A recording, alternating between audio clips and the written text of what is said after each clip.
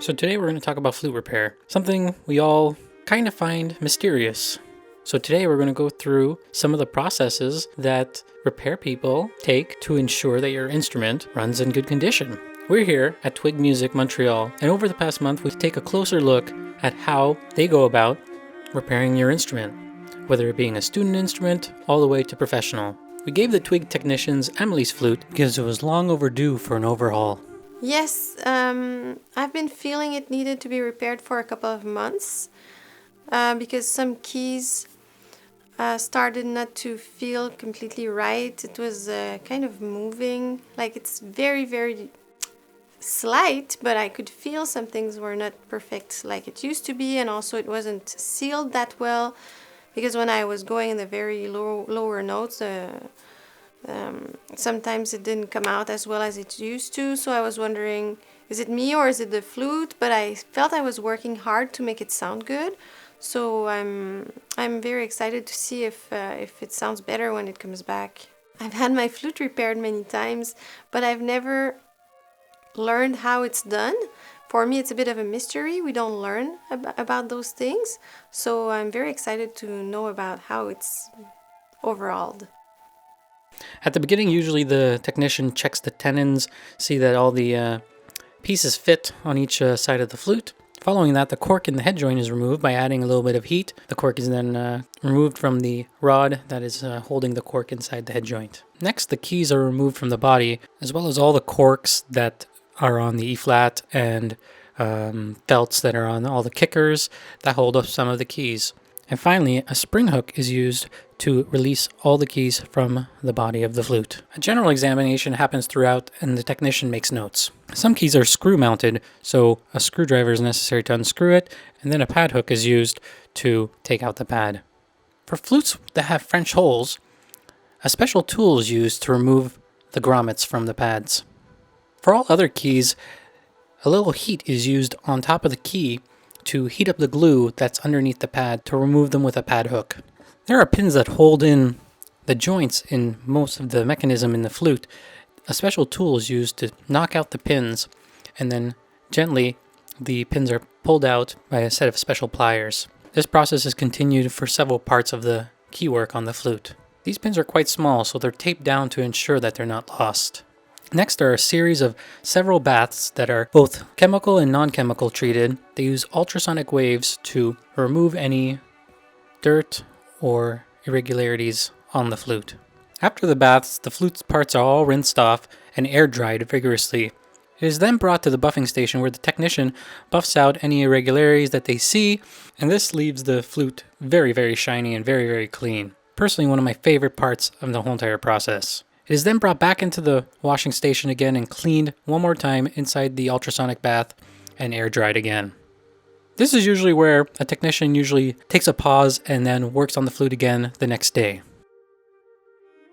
Now I know what you're thinking. What is that blue stuff all over my flute? Well, it's actually a protective lining to prevent from any scratches from a screwdriver or any other tools that are used on the flute. So at this point, the flute is fitted with pads of various sizes and are checked for leaks. If the technician found any leaks, they would take apart the flute, make the necessary adjustments, put it back together, and try it again. This process is done over and over and over again until all the pads are perfectly sealed. They do this by using tiny little pieces of paper called shims that level out all the pads.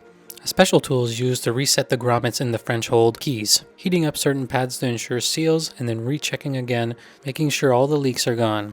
This ensures a far better seal. Special clips are introduced to help seat each pad onto each tone hole. These are clamped on for various lengths of time. At this point, constant testing, adjusting, and readjusting happens all too often. By this point, the technician is nearly done and simply awaits for the client to come and try out the flute.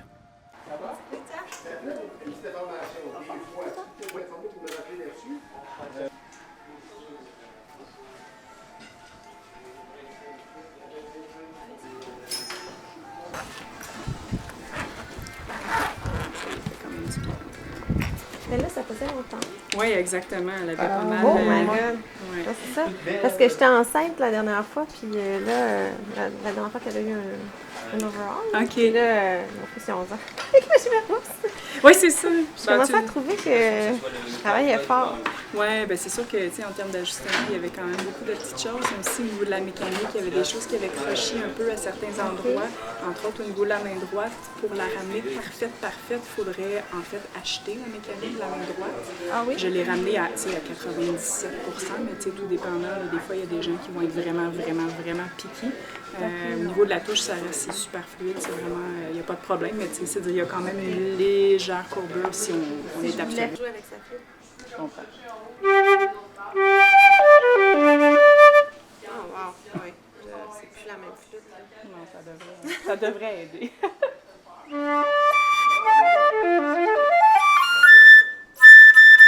Oh là là!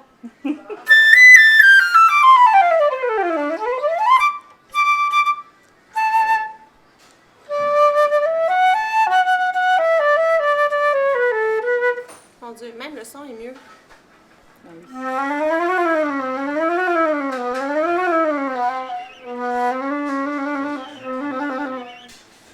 Wow.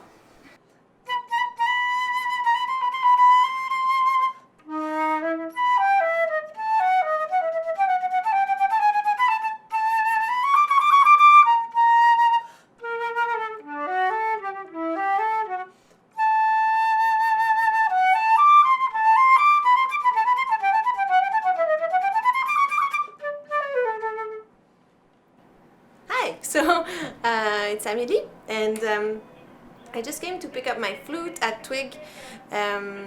It was overhauled just now. I picked it up 10 minutes ago, and I'm very happy because it's like a new flute. It resonates more, and yeah, I realized it really needed an overhaul. I thought it was playing well, but clearly it's way better now, so I'm super happy. Well, what struck me the most was the resonance of my flute. It resonates way more. And last few months I was always like, there's something missing in my sound, you know, and I thought it might be my flute because I knew it needed an overhaul. It's been 12 years, but well, I've known this place for a long time because it's where I bought my first flute and my second flute and my piccolo and my alto flute. Did you also buy this flute? I bought this flute here. Yeah. So first flute I bought was a Yamaha 484. Does it still exist, 484? Maybe. Yeah. Well, I'll find out in the comments. it was like the good intermediate flute for, and then later I bought this Sankyo artist. And then the head joint I bought from the maker, Wimberley.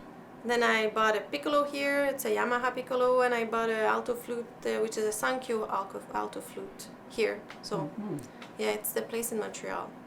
If you like this video, please like it. If you haven't subscribed yet, please subscribe. And if you have any suggestions, comments, just leave them in the comment box below. For any information about Twigg and how to contact them, check in the description box below.